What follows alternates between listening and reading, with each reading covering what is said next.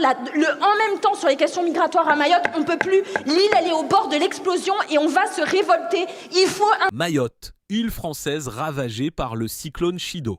À l'Assemblée, la loi censée refonder l'archipel tourne au règlement de compte sur l'immigration et la députée Estelle Youssoufa ne décolère pas. C'est extraordinaire. Et alors, la deuxième partie, c'est l'appel d'air.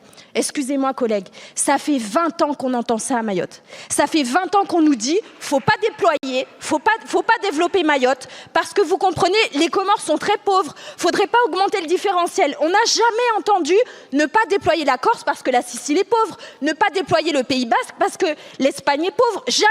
Mais pour Mayotte, appel d'air. Mais non, mais c'est génial, parce qu'en plus, la conclusion, c'est que vous venez d'avouer que vous ne croyez pas vous-même aux mesures de lutte contre l'immigration clandestine que vous votez ici.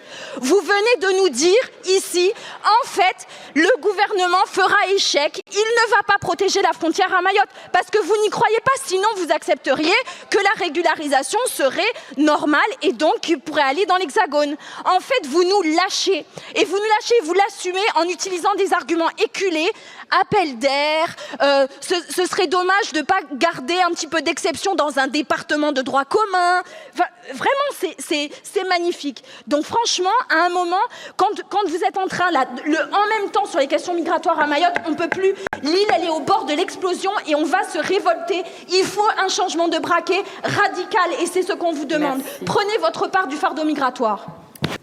Merci, Madame la Présidente. Que c'est savoureux de vous voir empêtré dans vos contradictions sur l'immigration.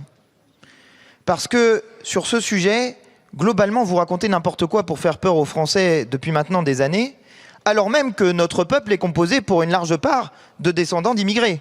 J'en suis... Ils n'ont strictement rien fait car, Monsieur Valls, pardon, mais du temps, vous en avez eu. Vous avez eu 8 ans et vous n'avez rien fait.